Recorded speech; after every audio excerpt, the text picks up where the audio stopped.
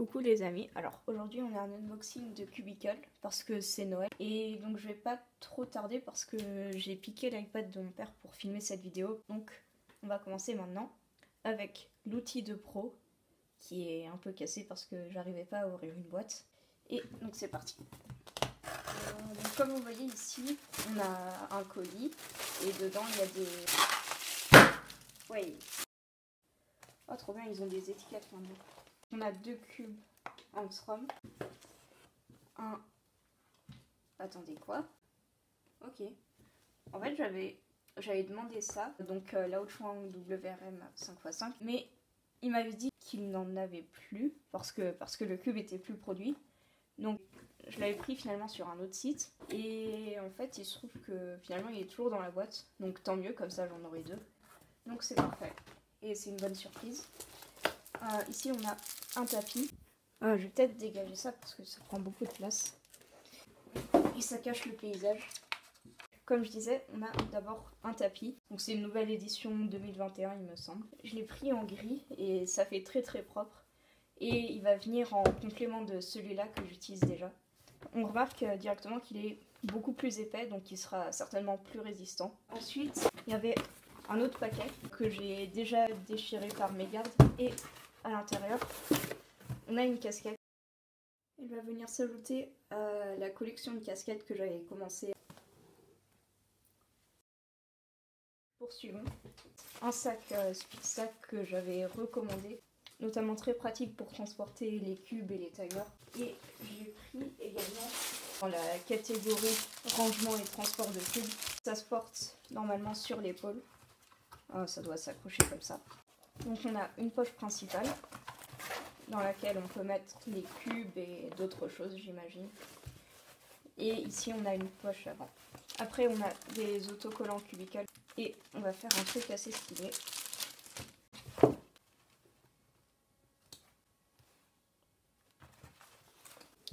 Maintenant on a des lubes angstrom, notamment que je recommande si jamais vous aimez bien le feeling des cubes angstrom. Vous pouvez en fait le faire vous-même. Il existe plusieurs tutoriels, notamment sur la chaîne de Cubicle. Et ici, c'est un set d'aimants en fait qui va permettre de transformer un cube en cube maglev.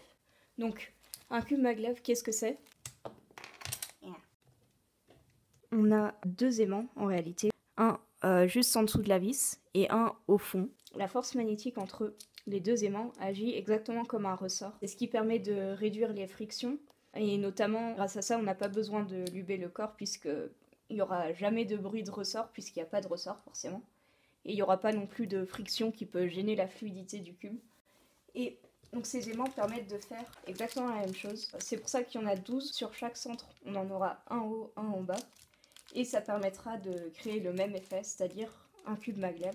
Puisqu'on en est à parler de la technologie maglev, je vais rapidement revenir dessus. Des cubes maglev, j'en ai 2, RS3M 2020 maglev et le WRM 2021. Je vais principalement parler de celui-là, puisque on peut dire que si j'avais pas 2 versions de mon main 3x3, ce serait certainement ce qu'on pourrait qualifier de mon backup, c'est-à-dire le cube que j'utilise lorsque j'ai un problème avec mon main. Donc pour parler du maglev spécifiquement, un avantage d'ordre plutôt pratique déjà, c'est que ça permet un gain de temps déjà considérable. Après, il y a l'aspect dont j'ai déjà parlé au niveau du feeling et de la performance, qui est le fait qu'il n'y ait aucune friction des ressorts. Et en fait, c'est un peu une épée à double tranchant, puisqu'en réalité, le fait qu'il n'y ait aucune résistance qui est normalement assurée par les ressorts, le fait qu'il n'y ait aucune résistance de ce côté-là, ça peut rendre le cube un peu incontrôlable. Par conséquent, il est souvent nécessaire de luber le cube avec une combinaison de lube plus lourd qu'à l'accoutumée. C'est ce que j'ai fait avec ce cube, j'ai mis une quantité de lube dedans, c'est quelque chose que j'avais absolument jamais fait, et donc j'ai réussi à rendre le cube de manière générale plutôt contrôlable. J'ai pas un avis tout à fait définitif et affirmé sur le sujet pour l'instant. Je pense que je vais essayer d'utiliser ces aimants sur différents cubes et je vais peser le pour et le contre pour savoir si oui ou non j'utiliserai ces aimants sur mon main. Mais c'est quelque chose, je pense, si vous êtes vraiment impliqué dans le speed cubing 3x3, que vous devriez au moins essayer, puisque c'est peut-être quelque chose qui vous plaira beaucoup si jamais vous aimez les cubes rapides. Et sur ce, on va passer aux autres cubes. Donc on commence par Laochuang WRM 5x5. Ça me fait énormément plaisir qu'ils aient trouvé le moyen d'inclure ce cube dans ma commande. Parce que... Attends, quoi?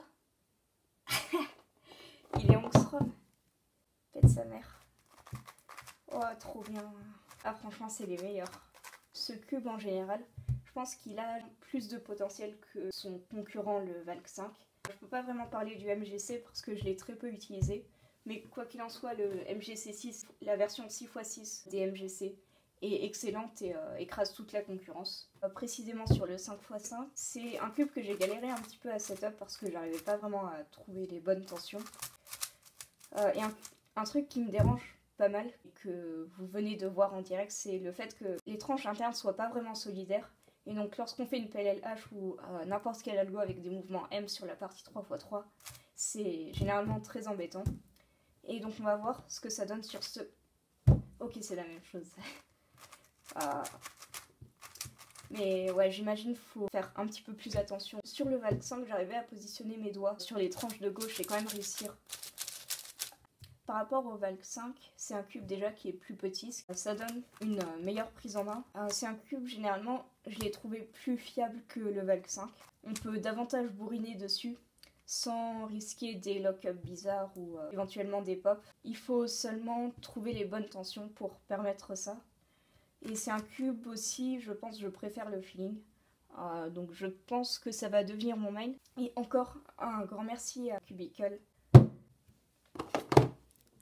Maintenant, donc, ce qui nous reste, c'est des Megaminx. On commence par le YJ-MGC V2 Megaminx que j'avais déjà, mais j'en ai repris un parce que j'aime bien avoir les cubes que j'utilise en double.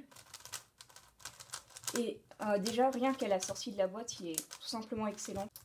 Il est déjà plutôt rapide, aucun blocage. Donc c'est un Megaminx que j'affectionne particulièrement tout d'abord du fait de son prix. C'est un cube très complet, très performant. Donc si je dois recommander un Megaminx à n'importe qui, je recommanderais certainement celui-ci. Mais il a un concurrent potentiel que je vais tester ici pour la première fois en version angstrom.